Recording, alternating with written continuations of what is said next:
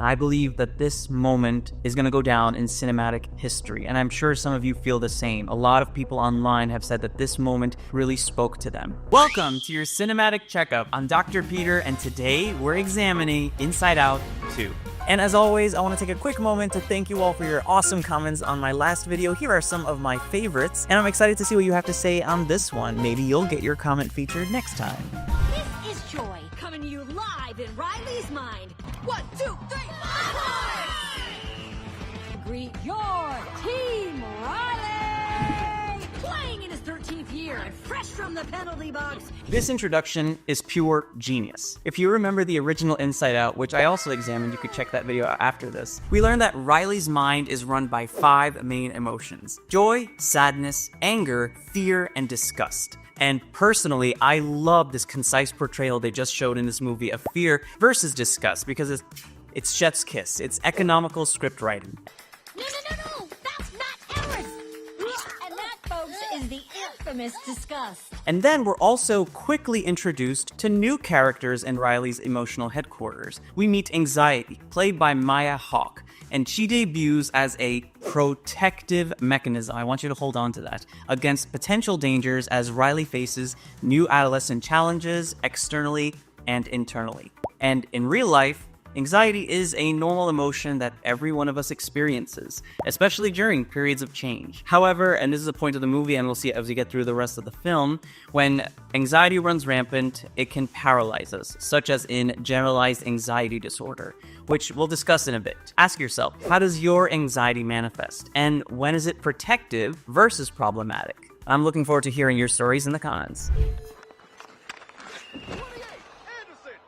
Oh, my penalty almost lost us the game today. What if I get to camp and I screw it up? We can make everything easier. This is for all those memories that belong in the back of the mind. A one-way expressway to, we're not gonna think about that right now. Woo! Did you notice how some of Riley's core memories and memories in general from the first movie are changing? This ties into a neurological process that we call synaptic pruning. Think of like vegetables or your garden, where the brain eliminates certain pathways of neurons, which are brain cells, and synapses, the connections between those brain cells, during adolescence. And this process is essential for all of us to gain cognitive efficiency. Think of it like brain highways. But it also reflects how we might lose touch with certain memories over time. What are some of your earliest memories? I remember my first was I was in a stroller. At least I think I was. At the age of 2, my friends and I were at a park, and they asked me if I wanted ice cream. And it just seared itself. They were silhouetted by the sun, and I just remembered ice cream. Riley, you aren't packed yet? You're always on me! Can't you just lay off for like 1 second? I'm the worst! Oh no, honey. I barely touched it. I'm too gross to go to camp or anywhere ever again! Oh yeah, this is totally broken. I love to see that the creators of Inside Out 2, led by Pete Doctor, hi, I'm Dr. Pete, address some of the biological changes of puberty.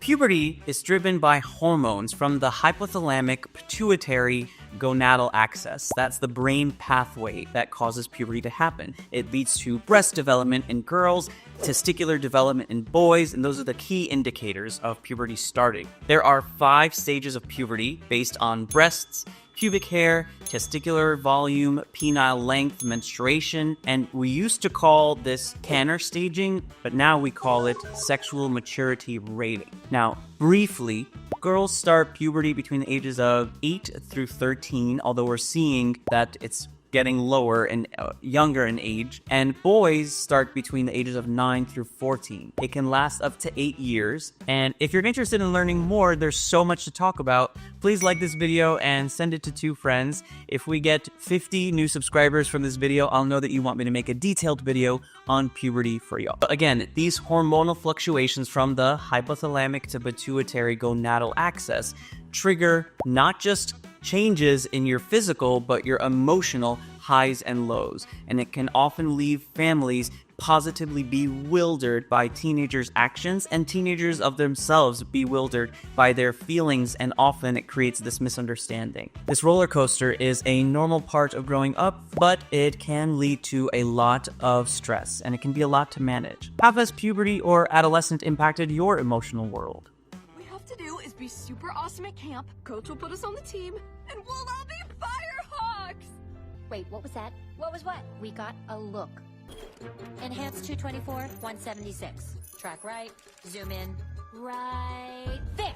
In this scene, and one of my top 3 in the movie, Disgust notices a slight change in Grace's facial expression, which illustrates the power of something that I love called emotional intelligence. Emotional intelligence involves recognizing and understanding subtle emotional changes through both verbal and nonverbal cues. Disgust's keen observation highlights how multifaceted communication is. Communication is 55% body language, 38% vocal inflection, and only 7% content. This is from a study that looked at how well we process mixed messages when somebody's body language and words do not align. And I'll try to prove it to you with an experiment. I love you. Did you notice anything? And in daily life, do you notice nonverbal signals like facial expressions or body language? We need to make something up. I'm from all over. Nice. See you out there. Hey, you want to sit with us? Oh, she wants to sit with us. Did you notice one thing about Val? Val never, ever peer pressures Riley.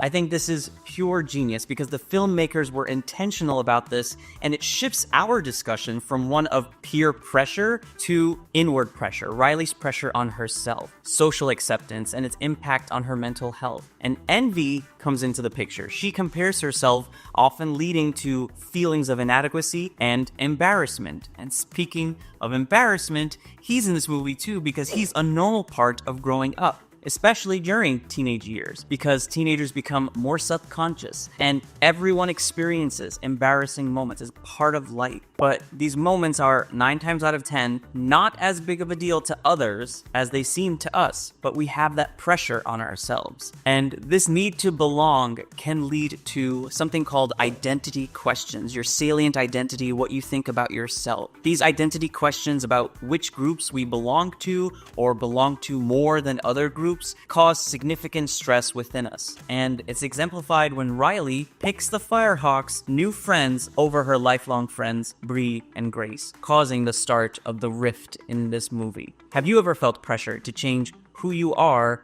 to fit in? And how did that affect you? Now's the time to send up every possible thing that could go wrong. We are looking to the future. Okay, let's go to number 3.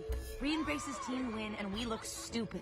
Okay, just like our discussion in Inside Out 1, we talked about sleep. And in this scene, we see Riley struggling to fall asleep, but this time for different reasons. Her mind now is racing with anxious thoughts and worries. So let's talk about sleep hygiene. Sleep is critical for your optimal health overall, and it's one of the first things I screen for, pun intended, with my patients because it can disrupt your mood, metabolism, memory, and so much more. Yet many teens and grown-ups experience difficulties with sleep due to hormones and stress and screen time. So you can imagine how excited I am when Toy Story 5 announced it's going to address screen time. But how can you improve your sleep hygiene? You have to keep your room dark, cold, and quiet, and avoid caffeine, alcohol, and nicotine in general, but especially in the evening before going to bed. Turn off your screens 1 hour before bed to optimize your sleep health. You should also use the blue light filters on your devices, and of course, talk with your doctors.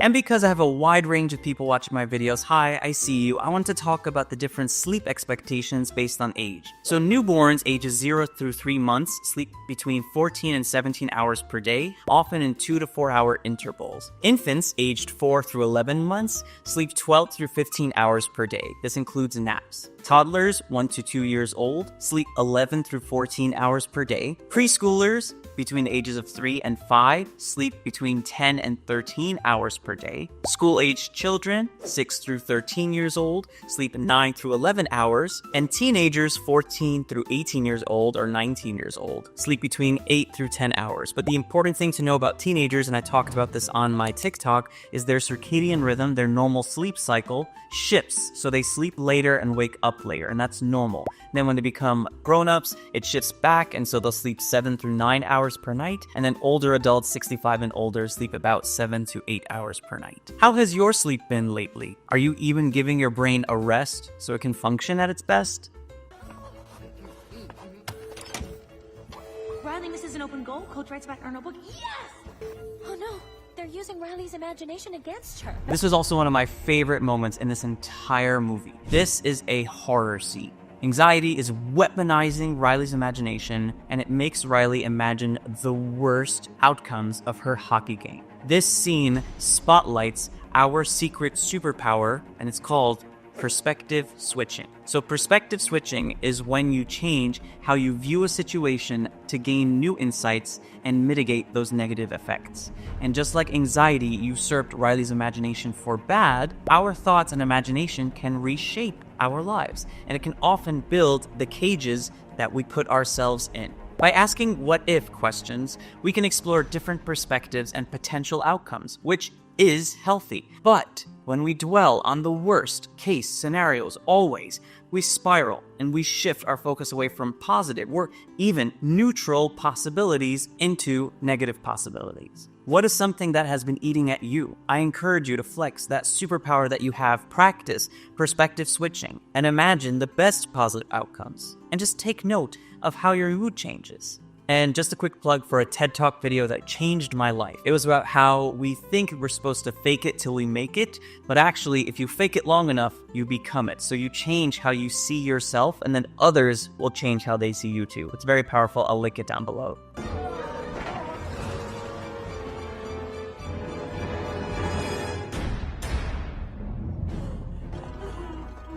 Where are you putting us? The same place we keep all of Riley's secrets. We're not secrets.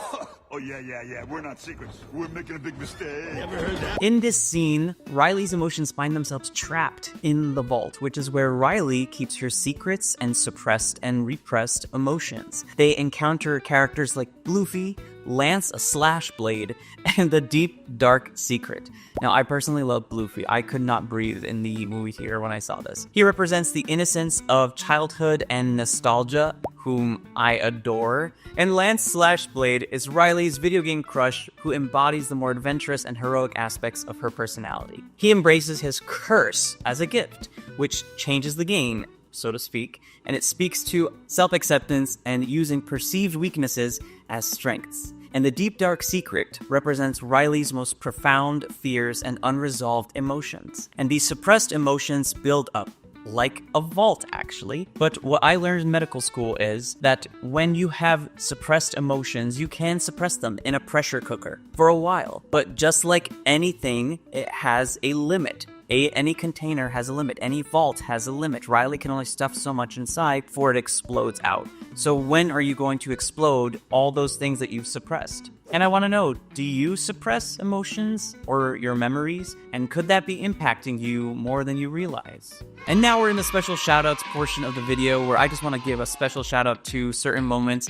The brainstorm, the sarcasm, the stream of consciousness, and of course, one final piece that needs to be mentioned. Brainstorming allows us to explore various creative possibilities without considering practicality. And this light bulb brainstorm is brilliant. Are we so lucky we ran into you guys? Huh? I love the sarcasm scene, or should I say, I love the sarcasm scene. And the stream of consciousness with food was, again, chef's kiss. See, I told you I'd find it. The stream of consciousness.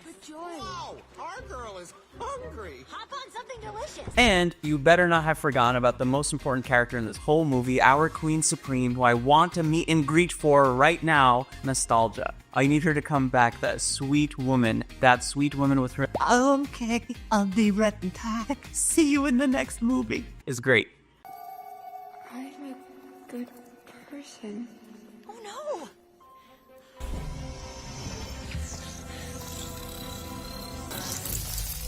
I'm not good enough. What? I'm not good enough. Okay, speaking of things that you probably didn't notice, I'd be impressed if you noticed that Riley's belief system, the thing that they introduced, to anchor the 3 acts of the film. A belief system shapes our sense of self, how we see ourselves, interpret events, and guide our responses, often without us realizing it. So in Act 1, Riley believes, I am a good person. I'm a good person. In Act 2, we start to see the conflict it creeps in with, if I am a firehawk, then I won't be alone. She made a promise to her friends. She's not gonna break it. Oh, you're so right, Joy. And then Act 3 tragically has, I am not good enough. I'm not good enough. What? I'm not good enough. What is enough, I ask you? Who are we holding ourselves up against? We can all be better, but we are all enough. And by challenging our belief systems and being open to new ideas, we can reshape our sense of self, like Riley did. This kind of gentle self-awareness and self-reflection, it's crucial for personal growth. What does your sense of self say about you? And how do you interact with yourself? Come on! Oh, man! I'm not good enough! Anderson! Penalty box! 2 minutes! No! This climactic scene in Inside Out 2 is when we realize that Riley is spiraling into a full-blown panic attack as anxiety takes control and loses control. I'm not good enough. Come on, Riley. Get it together. Come on, Riley. Get it together. I'm not good enough. You have to score, Riley!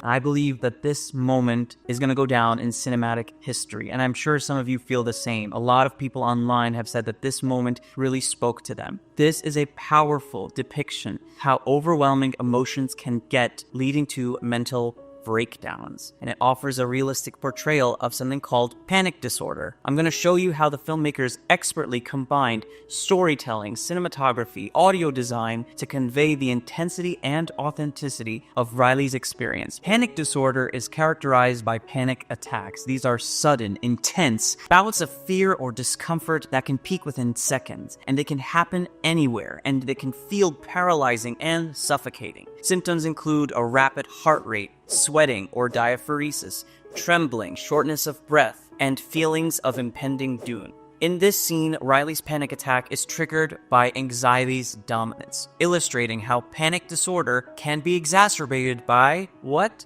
Those negative thoughts that anxiety had. She thought she was protecting, but she was actually causing the problem. The film shows that even in someone as young as Riley, mental health struggles can manifest in profound ways. Have you ever experienced a panic attack? My friend was sharing with me that she was on a bridge and she just felt paralyzed and couldn't walk anywhere and just was stuck. And I can't imagine what that feels like, to feel so alone and paralyzed. The cinematography here, in addition, heightens the chaos and the disorientation that Riley experiences because the camera work becomes more erratic. It has quick cuts, there's shaky movements, and there's different angles and close-ups that focus on Riley's distressed facial expressions and her world closing in. This visual approach mirrors a true panic attack where the world seems to close in around you. And then the lighting also plays a crucial role. As Riley's anxiety peaks, the colors become darker and more intense. They symbolize the encroaching fear and loss of control. Meanwhile, we see what's going on in Riley's headquarters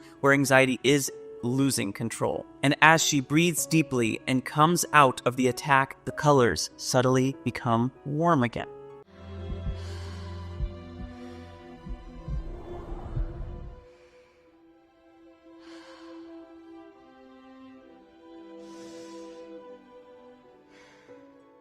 And sound design is another critical element for movies in general, and that the filmmakers used here that adds to the scene's impact. They use heightened, rapid breathing sounds to underscore Riley's panic, and while the score intensifies with dissonant, chaotic music, that mirrors her internal turmoil. Here, take a listen. I can fix it. I can fix it.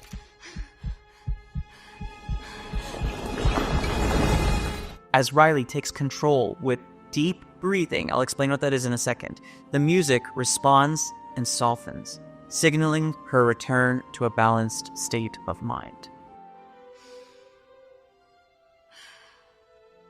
Now let's talk about deep breathing, because it's something that you are in control of as well. It's another one of your superpowers. Deep breathing helps activate the body's parasympathetic nervous system, which counteracts the fight or flight response, which we call the sympathetic nervous system. So the parasympathetic's phrase is rest and digest, whereas sympathetic is fight or flight. So we want to be in parasympathetic as much as we can. This technique of deep breathing slows your heart rate, reduces tension, and helps bring you back to the present moment. And I'll demonstrate for you how to do it. We can do it together. You can try it wherever you are. So sit or stand comfortably with your back straight, be in your posture, be in your body. Place your hand on your belly and inhale deeply through your nose for a count of 4 seconds, feeling your abdomen rise. Now hold your breath for 4 seconds. Now slowly exhale through your mouth for a count of 4 seconds. One more time.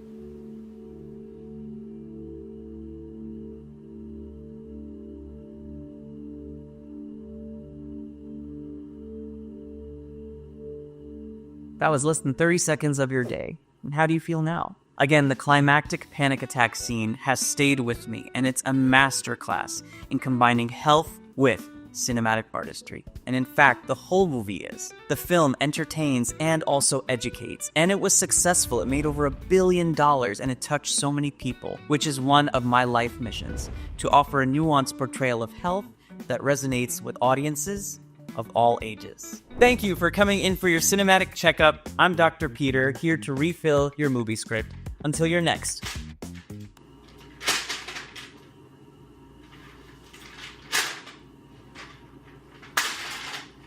Health screening.